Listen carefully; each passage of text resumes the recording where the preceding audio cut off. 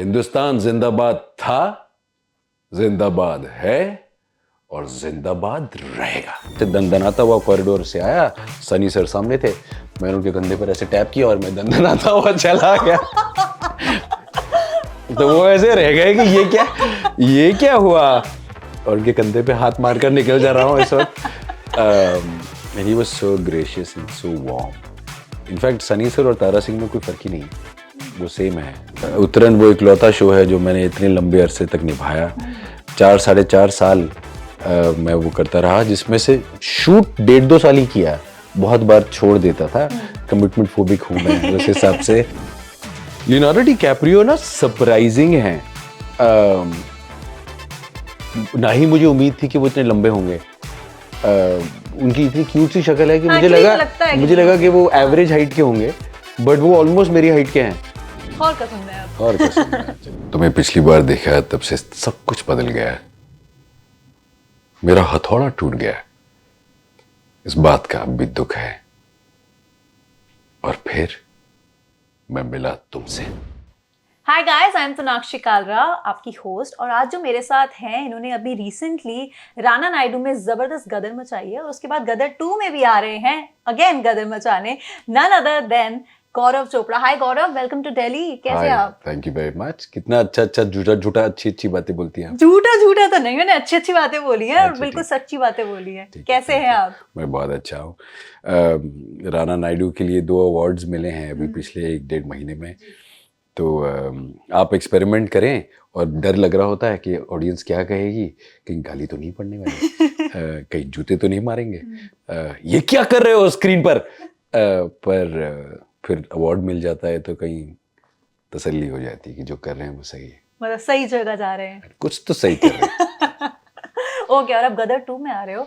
गदर से सबके अलग ही इमोशंस जुड़े हैं। 2001 में गदर आई थी, और कहीं ना कहीं वो फिल्म उसके बाद इतनी बार टीवी में भी आई कि हम सबने देखी है। जो लोग उस टाइम भी नहीं देख पाए तो उन्होंने बाद में जरूर देखी होगी। आपकी कोई गदर की मेमोरी है 2001 में कभी देखी तो किसके साथ? मेरी एक्चुअली ये किसके साथ देखी? हाँ, इससे कुछ याद आया, बट मैं बोलूंगा नहीं।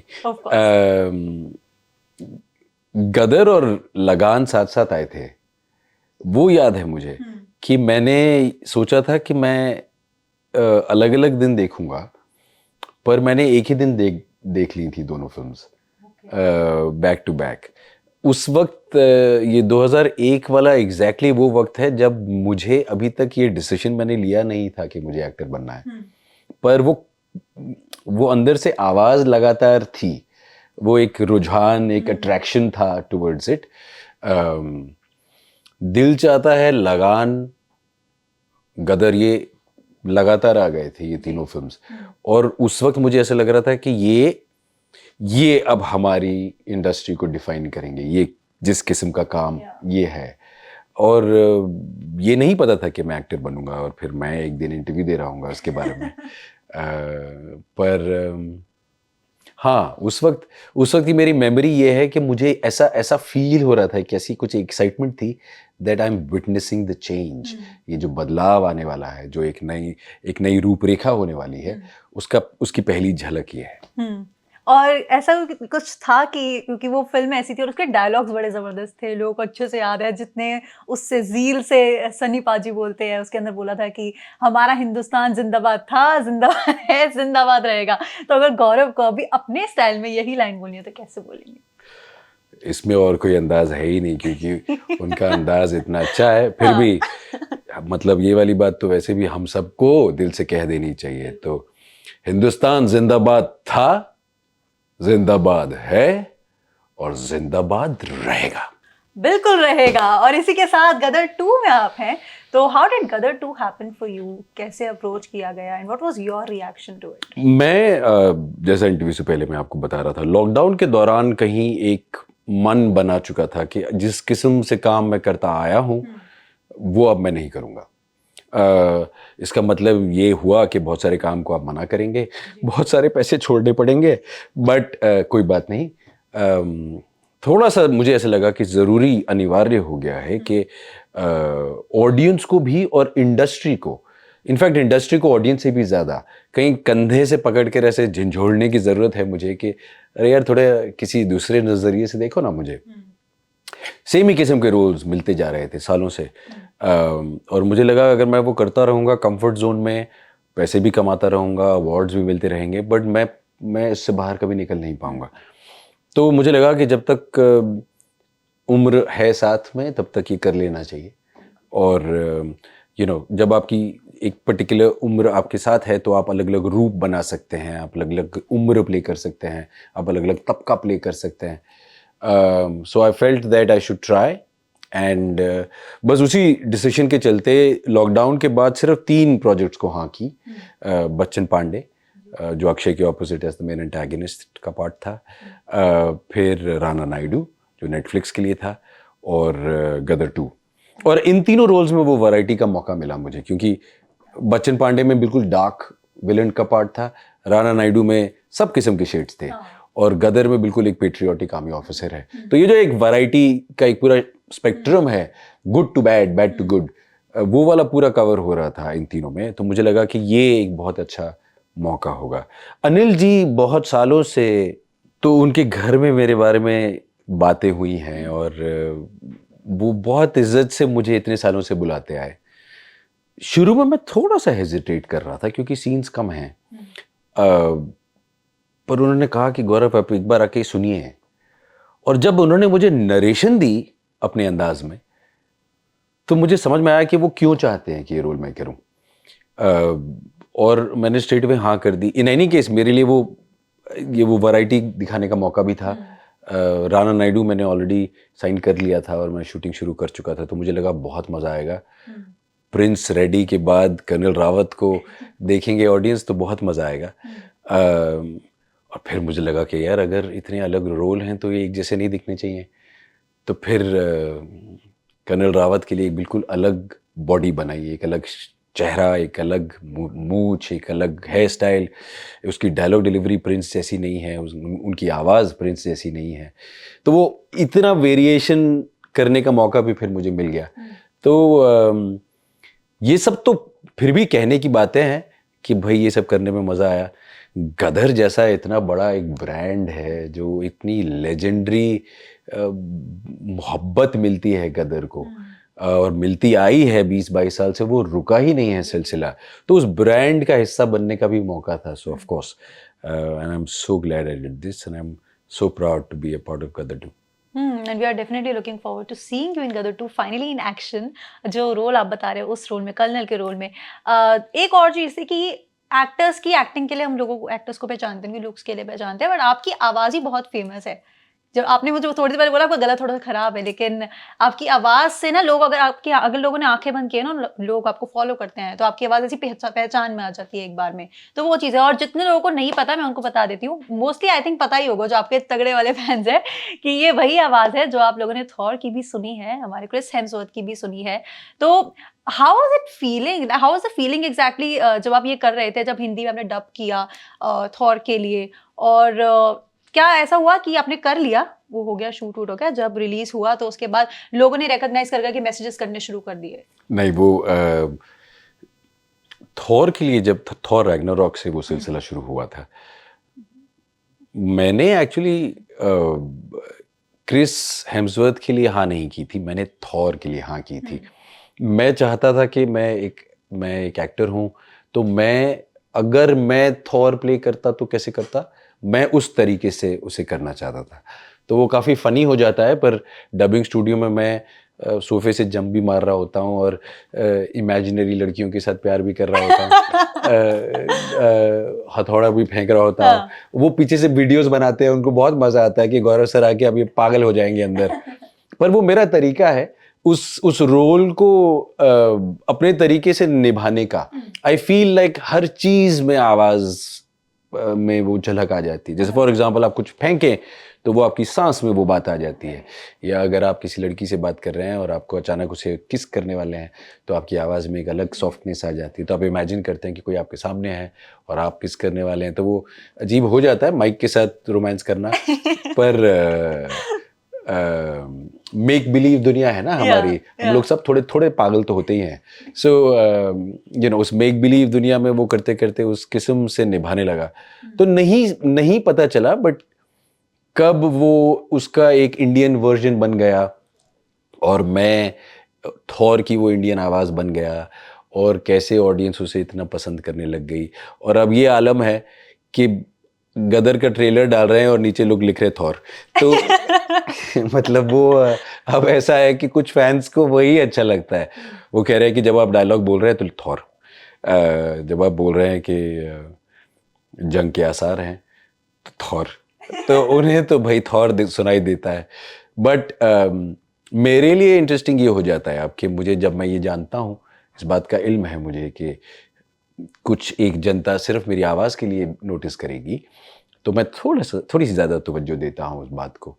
तो जैसा कुछ देर पहले मैं कह रहा था, प्रिंस के लिए एक अलग किस्म की आवाज़ बनाई, और कर्नल रावत के लिए एक अलग आवाज़ है। कोशिश सिर्फ लहजे की नहीं होती, कोशिश, क्योंकि उसमें थोड़ा सा तेलुगु भी था, थोड़ा सा हैदराबादी भी था, कोशिश इस बात की होती है कि एक मुख्तलिफ बनता रहे सिलसिला। कि मुझे अब इस बात का इल्म है कि वो इस बात को सुनना पसंद करते हैं, तो मैं अब जानबूझ के उसकी भी थोड़ी वेरिएशन करने की कोशिश करता हूँ। इस तरीके से फिर परफॉर्मेंस में एक और एंगल हो जाता है कुछ नया दिखाने का। और क्योंकि अब गदर के ट्रेलर को देखकर, टीजर को देख के लोगों को थॉर की याद आई है, तो कोई डायलॉग है उन फैंस के लिए जो उसको याद कर रहे थे और जो उनके लिए कमेंट कर रहे थे? क्या आपको थॉर का डायलॉग सुनना है या आपको गदर का डायलॉग सुनना है? थॉर का सुनना है अब। थॉर का सुनना है, चलिए तो आपको रैग्नारॉक, थॉर रैग्नारॉक का सुनाता हूँ। तुम्हें पिछली बार देखा है तब से सब कुछ बदल गया है। मेरा हथौड़ा टूट गया है, इस बात का अब भी दुख है, और फिर मैं मिला तुमसे। चलो आपके लिए कर दिया, अब आप कमेंट कर देना कि थैंक यू सोनाक्षी कि आपने पूछ लिया। अच्छा सच बताना, तो जब ये डबिंग कर ली, तो जब ये फिल्म रिलीज होती है, थॉर की बात करें तो रिलीज हुई, तो यह हिंदी में देखनी चाहिए या फिर इंग्लिश में ही देखनी? नहीं, मैं सचमुच ये और मेहनत करके करता हूँ, और बहुत झगड़े करता हूँ वहाँ राइटर्स के साथ भी, कि मैं पुश करने की कोशिश करता हूँ कि हम सब इसकी क्वालिटी इम्प्रूव करें। मेरा ये मानना है कि एक हॉलीवुड फिल्म है, वो वहाँ कुछ बनाते हैं और यहाँ से करोड़ों रुपए कमा के जाते हैं। अब इतना तो हम करें कि हम हमारा इंडियन वर्जन देखें, कम से कम यहाँ की इंडस्ट्री में वो कमाई का मौका तो दीजिए आप लोगों को, वरना एक बाहर की प्रोडक्ट यहाँ आई और लिटरली करोड़ों रुपए कमा के चली गई। तो उसके लिए हमें क्या करना होगा? उसके लिए हमें ये करना होगा कि मिलकर we'll have to make sure that हम एक अच्छी क्वालिटी का प्रोडक्ट बना रहे हैं, कि लोगों को उसको हमारी अपनी भाषा में देखकर कॉम्प्रोमाइज फील नहीं हो रहा, लोगों को ऐसा नहीं लग रहा कि अरे यार क्या कुछ भी बोलते हैं ये लोग। तो वो स्टुपिडिटी नहीं होनी चाहिए, चीज़ की इसेंस खराब नहीं होनी चाहिए, उसका मज़ा खराब नहीं होना चाहिए। आई फील दैट आप एक अच्छी क्वालिटी का इंडियन वर्जन बनाते हैं, तो वो एक डब्ड वर्जन नहीं है, वो एक कल्चरल वर्जन हो जाता है। बिकॉज ह्यूमर में भी आपको ध्यान रखना पड़ता है कि ये हमारे इंडियन कॉन्टेक्स्ट में है कि नहीं, कुछ पॉलिटिकल सैटायर की बातें होती हैं, वो कॉन्टेक्स्ट में है कि नहीं, तो वो आपको एक पूरा इंडियन वर्जन बनाना पड़ता है। फिर आप छाती ठोक कर बोल सकते हैं कि ये एक भारतीय वर्जन है उस दूसरी पिक्चर का। और अगर बाहर की कोई पिक्चर आ भी रही है तो अपनी भाषा में देखो ना। बिल्कुल, देखो सही बात है, बिल्कुल आई एग्री। और let's make it better so that nobody feels bad about it. अगर आप थोड़ा सा लेवल का काम करेंगे उसमें, तो फिर लोगों को लगेगा कि नहीं, अंग्रेजी में ही देखनी चाहिए पिक्चर, का मजा नहीं, क्योंकि ऐसा होता है, It's true, ऐसा होता है। So we all need to sort of pull up our socks and make sure that जो हम मिलकर एक फाइनल वर्जन बनाते हैं, और हम छाती ठोक कर कह सकें कि ये, जैसे मैं छाती ठोक कर कह सकता हूँ कि मैं थॉर की इंडियन आवाज़ हूँ, ये मैं इसलिए छाती ठोक कर कह सकता हूँ क्योंकि मैं बहुत मेहनत से करता हूँ। तो I am saying if everybody does it with that same intensity, तो फिर हम बोल पाएंगे ना कि ठीक है, अगर हॉलीवुड फिल्म भी है तो क्या हुआ, आप उसका भारतीय वर्जन देखिए। बिल्कुल देखिए। अच्छा, आपकी जर्नी बहुत इंटरेस्टिंग रही है इतने सालों की, आपने बहुत एक्सटेंसिवली टीवी में काम किया है एंड आपको बहुत फेम भी मिला है। उतरंगा का कैरेक्टर की बात करूँ तो वो तो मेरे घर में सालों चला है शो, तो मुझे पता है वो। लेकिन अगर मुझे आज आपसे पूछना हो, जब आप अपनी वो वाली जर्नी को देखते हैं जो टीवी में बिताई और शोज किए और हिट शोज किए, तो कैसा महसूस करते हैं? Like you feel proud that I was actually a part of those great shows? I am very proud and I am very fortunate. मुझे कभी खराब काम करने को नहीं कहा गया है। मुझे हमेशा इम्प्रोवाइज करना अलाउड रहा है। मैंने अपने कपड़े खुद डिसाइड किए हैं, मैंने अपनी लुक्स खुद बनाई हैं, मैंने अपने कैरेक्टर्स के लिए स्टोरी आइडियाज़ दिए हैं, मैंने दूसरी फिल्मों से, दूसरी कहानियों से, चीज़ों से इंस्पायर होकर अपने प्रोड्यूसर्स, राइटर्स के साथ वो आगे के लिए आइडियाज़ डिस्कस किए हैं। बहुत बार मेरे बताए हुए आइडियाज़ ऐसे छपा के आ जाते थे सेट पर, जो बाकी एक्टर्स को पता भी नहीं कि मतलब मैंने कहा है वैसा। अच्छा। पर वो तवज्जो आपको दी गई है, वो इज्जत आपको दी गई कि ये भरोसा आप पे रखा गया कि आप अपने लिए सेल्फिशली नहीं कहते, आप प्रोजेक्ट के लिए कुछ इम्प्रूवमेंट सजेशन करते हैं। पर ये सारी बातें, यू आर लकी अगर आपको ये सब करने दिया जाता है। Over a period of time आपका काम याद है लोगों को, डायलॉग्स याद हैं। टेलीविज़न तो मेरा मानना है कि उस अखबार की तरह है जो रोज़ सुबह आता है नया एपिसोड, फिर फेंक देते हैं हम उसे। बट अगर लोगों को 10-10 साल पुराने डायलॉग्स और सीन्स और मोमेंट्स याद हैं, तो सोचिए वो एक अखबार याद है उन्हें उस दिन की। तो कमाल की अचीवमेंट है ये। तो कैसे मैं प्राउड नहीं होऊंगा और क्यों महसूस नहीं करूंगा? मुझे बिल्कुल भी कोई छोटा पर्दा, बड़ा पर्दा, इस किस्म का कोई इन्फीरियॉरिटी कॉम्प्लेक्स नॉनसेंस नहीं है। मुझे ऐसा लगता है कि काम अच्छा होता है या बुरा होता है, बड़ा या छोटा नहीं होता।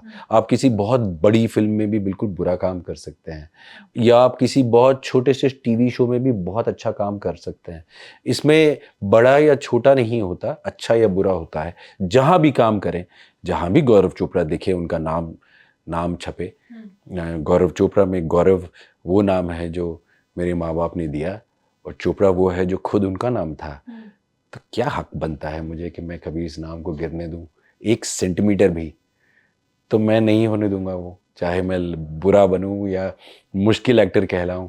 मैं सेट पर उसको हमेशा अपनी काबिलियत से, अपनी सोच से जितना अच्छा बनाने की कोशिश कर सकता हूं वो करता हूं। चाहे वो गदर 2 है, चाहे वो टेलीविज़न का कोई शो है, चाहे सड़क पर कोई नुक्कड़ थिएटर है, व्हाई नॉट। आप अपना अच्छा काम कीजिए बस। और सबसे अच्छा दिल के करीब वाला शो कौन सा है आपका, लाइक खुद का most favourite, if you have to pick one today? Show की बात करें तो उतरन ही कहना पड़ेगा। उतरन वो इकलौता शो है जो मैंने इतने लंबे अरसे तक निभाया। 4 साढ़े 4 साल मैं वो करता रहा, जिसमें से शूट 1.5-2 साल ही किया। बहुत बार छोड़ देता था, कमिटमेंट फोबिक हूँ मैं उस हिसाब से। बट बहुत बहुत कम लोग ये बात जानते हैं कि असल में उतरन वाला वो जो कैरेक्टर था उसे 2 एपिसोड 3 एपिसोड के कैमियो की तरह बनाया गया था। तो उसकी कोई बैक स्टोरी नहीं थी। वो चाहते थे कि वो तपस्या एक बिगड़ैल सी कैरेक्टर है कि उसकी ज़िंदगी में एक ये राघवेंद्र प्रताप राठौर आते हैं और सीधा करके चले जाते हैं। पर वो अच्छा लग गया, बन गया, लंबा होता गया, फिर शो का लीड ही बन गया। तो क्योंकि पहले से वो नहीं लिखा गया था, जैसा मैं अभिनय कर रहा था, जैसी जैसी इम्प्रोवाइजेशंस कर रहा था, वैसा वैसा वो लिखते चले गए। तो पता ही नहीं चला उनको भी और मुझे भी कि एक पॉइंट के बाद राघवेंद्र प्रताप राठौर और गौरव चोपड़ा में कोई फर्क ही नहीं रहा। वो वाली चीजें मेरी जिंदगी में हो रही थी और मेरी जिंदगी वाली चीजें वहां हो रही थी, और क्रेजी हो गया था। कि ये डायलॉग तो मैंने कल सेट पर बोला है और ये आज मैं रियल लाइफ में गर्लफ्रेंड को कह रहा हूं। वो वाला मैडनेस आप सिर्फ टेलीविजन पर महसूस कर सकते हैं, क्योंकि आप इतना शूट करते हैं कि आपकी जिंदगी के 2 भाग हो जाते हैं, एक वो जो आप निभा रहे हैं और एक जो रियल वाला। और इस किस्म सा हो जाए कि वो बिल्कुल मिक्स हो जाए तो क्रेजी भी हो जाता है, पर मज़ा भी बहुत आता है। तो अगर किसी ने राघवेंद्र प्रताप राठौर को देखा है तो फिर आपने काफ़ी हद तक गौरव चोपड़ा को समझ लिया है। That is something new and very interesting also to know that कि वो पार्ट बन गया था कहीं। क्योंकि बिकॉज लाइक आई सेड, पहले उन्होंने कोई बैक स्टोरी सोची ही नहीं थी। तो जैसे जैसे आप निभाते गए वो वैसे वैसे ही उसको और बनाते गए। एक पॉइंट के बाद तो थोड़ा सा क्रेजी हो गया। मैंने एक दिन प्रोड्यूसर को फ़ोन करके कहा कि ऐसा ही चलता रहा तो कुछ साइकेट्रिक सेशन लेने पड़ेंगे मुझे कि भैया रियल वाला कौन सा है और वो वाला कौन सा है। किसी दिन बस घर में तपस्या मुंह से निकलना बाकी रह गया और उसके बाद जो जूते पड़ेंगे वो अलग है। फिर राघवेंद्र प्रताप राठौर वाले गुस्से का कुछ काम नहीं आएगा। बट नहीं, मेरे दिल के बहुत करीब है। वो सलीका, वो तहजीब, वो इंटेंसिटी, वो पैशन जो उस किरदार का था, वो पैशन, वो सब मैं हूँ। ओके।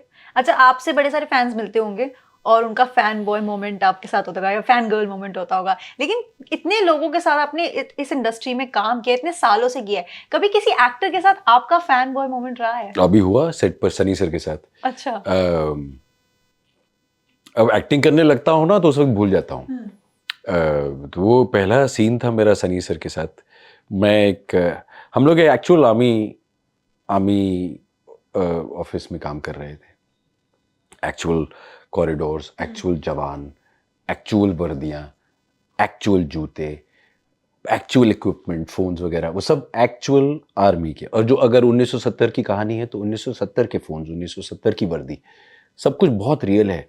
और बहुत वक्त बिताया मैंने आर्मी ऑफिसर्स के साथ और उनकी कैंटोनमेंट एरिया में उनके साथ उठा बैठा, चाय पी, बहुत बारीकी से समझा कि मैं कर्नल हूँ तो मैं ब्रिगेडियर से कैसे बात करूँगा, मैं कर्नल हूँ तो मैं अपने मेजर से कैसे बात करूँगा, मैं कर्नल हूँ तो मैं 1970 में सिविलियन से कैसे बात करूँगा, पॉलिटिशियन से कैसे बात करूँगा, हर चीज़ की बारीकी। उस वजह से क्या हुआ कि उस दौरान वो बड़ा रियल हो गया। वर्दी पहनकर आर्मी ऑफिस में घूम रहे हैं, जीप्स में आ रहे जा रहे हैं, गार्ड्स आपको सल्यूट कर रहे हैं, आपने रियल वर्दी पहनी है, आप लग भी रहे हैं। अच्छा, एक बॉडी भी बना ली थी वो 1970 के आर्मी ऑफिसर्स जैसी।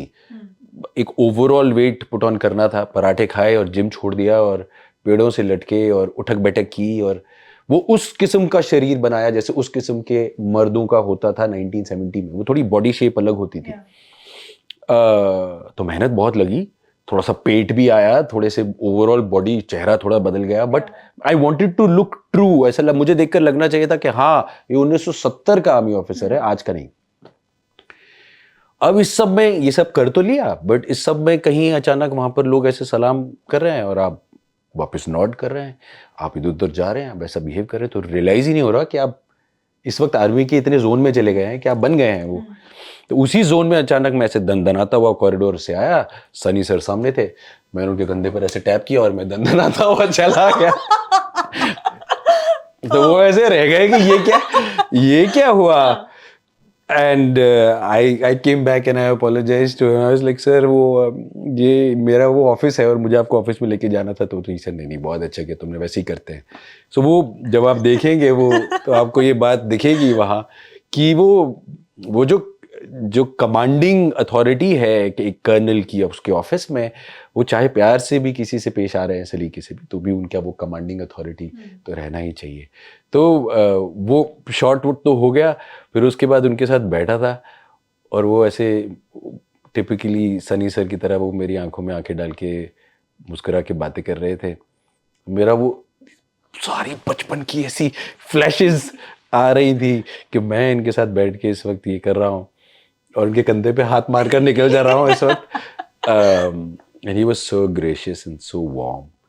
इनफैक्ट सनी सर और तारा सिंह में कोई फर्क ही नहीं, वो सेम है। ग्राउंडेड, प्यारे, warm, at the same time जब वो डायलॉग बोलने का मौका आता है तो एक्सप्लोसिव। वो जो तारा सिंह के दो पहलू है ना, हाँ, एक बहुत प्यार करने वाला और थोड़ा सा शर्मीला, और अगर भाई बचाने की बात आएगी तो अकेला लड़ जाएगा देश से, वो सनी सर ही हैं। ये रोल उन पर सूट इसलिए करता है क्योंकि वो वही हैं। एंड आई थिंक वो ये मार्वल और ये सारे थॉर और इन सब कैरेक्टर्स से पहले कि हमारे अपने ओरिजिनल सुपर ह्यूमन कैरेक्टर हैं तारा सिंह। हमको बिल्कुल कुछ अजीब नहीं लगता कि पूरे देश से अकेले लड़के आ गए, 50 लोगों को मारा, हैंडपंप उखाड़ा, इस बार और भी बहुत कुछ उखाड़ रहे हैं वो। सो मजा बहुत आने वाला है लोगों को। ओके, वन लास्ट थिंग, ये कुछ एक्टर्स के नाम मैं लूंगी जिनके साथ आपने काम किया है, तो as per your personal experience and personal equation आपको उनको वन वर्ड में डिस्क्राइब करना है। सनी देओल, तारा सिंह, एक्सपेक्टेड। राणा दग्गुबाती, बड़ी दोस्त हैं वो मेरे। नाइस। वेंकटेश दग्गुबाती, मेंटर। उन्होंने उस दौरान मैं बहुत मुश्किल दौर से गुजर रहा था और उन्होंने बहुत पर्सनली गाइड किया, और मैं बता नहीं रहा था किसी को सेट पर, उन्होंने भांपा उन्होंने मेरे साथ बैठे, उन्होंने अपनी जर्नी शेयर की, अपनी फ़ोटोज़ दिखाई, अपनी गुरु की बातें बताई, अपनी ज़िंदगी के लेसन शेयर किए। उन्होंने पर्सनली मुझे इतना मेंटर किया कि ये मैं कभी नहीं भूलूंगा। It's a precious set of memory moments for me. तो Venky sir mentor. That's very sweet actually. Okay, Leonardo DiCaprio. दोबारा बोलना है? मैं दोबारा बोल देती हूँ, कट कर देंगे एडिटर, सर कट कर देना। नहीं, ठीक है? ऐसे ही लगाना फंबल नहीं, के मत साथ। लगाना। Alright, Leonardo DiCaprio. Leonardo DiCaprio ना सरप्राइजिंग है। बिल्कुल, वो जिस वक्त मैं उनके साथ शूट कर रहा था, वो शायद दुनिया के सबसे पॉपुलर एक्टर थे। Titanic, catch me if you can, aviator के बाद ही वॉज वेरी पॉपुलर। पर सरप्राइजिंग है, मतलब उनको देखकर ऐसे लगता नहीं कि ये इतने बड़े स्टार होंगे। वो ना ही उस किस्म से बिहेव करते हैं, ना ही मुझे उम्मीद थी कि वो इतने लंबे होंगे। उनकी इतनी क्यूट सी शक्ल है कि हाँ, मुझे actually लगा तो लगता है कि मुझे नहीं लगा कि होंगे। वो एवरेज हाइट के होंगे, बट वो ऑलमोस्ट मेरी हाइट के हैं। तो वो उम्मीद नहीं थी। एंड बट हाँ, ही इज़ ऑल्सो, वो बहुत बिना बिना आपको उस बात का कोई अंदाज़ा दिए जादू करते हैं। वो ही नोज इनसाइड, उनकी इंटेंसिटी, उनकी एनर्जी लेवल्स ऐसी हैं, बट अदरवाइज बिल्कुल नहीं लगता शॉट से पहले कि अभी क्या करने वाले हैं वो, और फिर शॉट आता है और bam. Interesting. Alright, one word for Akshay Kumar. Effervescent, इसका हिंदी में बोलना चाहिए। वो एनर्जी की वो एक मज़ेदार सी बुलबुले वाली ड्रिंक है अक्षय कुमार। मतलब सेट पर बोरियत का तो कोई चांस ही नहीं है। वो हर 5 मिनट की ब्रेक होती है, उसमें कोई एक नई गेम बना लेते हैं आपके साथ। अच्छा, कुछ ये नहीं है तो 5 काजू तुम्हारे हुए, 3 मेरे हुए। अच्छा, इसी में ऐसे किया तो ये काजू मेरा हो गया, तुम्हारा हो गया, तुम हार गए। और वो हर गेम के एंड में यही होता है, तुम हार गए। तो वो सब लोग, हम लोग बैठ के यही बोल रहे थे, ये जानबूझ के ऐसे गेम्स बनाते हैं जिसमें यही जीतते हैं हमेशा। But he is so much fun and so nice. Okay, and one word for Salman Khan. Salman Khan is Salman bhai. He, I think, वो बिग बॉस में उन्हें अप क्लोज देखा मैंने, तो मैंने रियलाइज किया कि कैसे एक आदमी अपनी ज़िंदगी के लेसन्स को अगर राइट तरीके से समझ लेता है तो फिर वो किसी को बताने लायक हो जाता है। कैसे आपकी ज़िंदगी की तकलीफ़ें ही आपको वाइजर और स्ट्रॉन्गर बनाती हैं। तो वो being human, that strength that he shows, the anger, the intensity, everything in him now, वो इतना बैलेंस्ड और करेक्ट हो गया है क्योंकि उन्होंने अपनी तकलीफ़ें और अपनी गलतियों से उन सब चीज़ों को बड़ा करेक्टली और ऑनेस्टली एक्सेप्ट करते हुए सीख कर अब वो किसी और को पास ऑन कर पाते हैं। It was so inspiring to see that यार, आपको गलती सिर्फ एक्सेप्ट करनी है और डिनाई नहीं करना है, and then you can be a bigger better person. That was fun and insightful as well. बहुत इंटरेस्टिंग क्यूट सी बातें भी आई, बहुत स्वीट बातें भी निकल कर आई, और कुछ ऐसी बातें भी थी जो हमें बिल्कुल आइडिया नहीं था, वो भी आपने बताई। So thank you very much Gaurav for your time and thank you for this candid chat and we wish you all the very best for Gadar 2 और ऐसी गदर मचाते रहो। Thank you very much. वैसे मुझे बताने की जरूरत नहीं, ऑलरेडी एडवांस बुकिंग बहुत हाई है, बट ये वो हिंदी एंटरटेनिंग ब्लॉकबस्टर फिल्म है जिसका आप इंतज़ार कर रहे हैं काफ़ी सालों से। आप रोएंगे, सचमुच रोएंगे, हंसेंगे, ताली बजाएंगे और नारे भी लगाएंगे। Awesome, thank you very much for your time and अगर ये इंटरव्यू पसंद आया, ये वीडियो पसंद आया, जल्दी से इसको लाइक करो, सारे दोस्तों के साथ शेयर जरूर करना, सबको मजा आने वाले देखने के बाद। एंड फिल्म देखना तो कमेंट सेक्शन में आकर जरूर बताना, और अगर शेयर नहीं किया तो वो सनी सर वाला हथौड़ा है मेरे पास, तो फिर देख लो। हाँ, तो फिर अगर वो नहीं चाहिए तो जल्दी से कर देना। चलो, बाय बाय। बाय।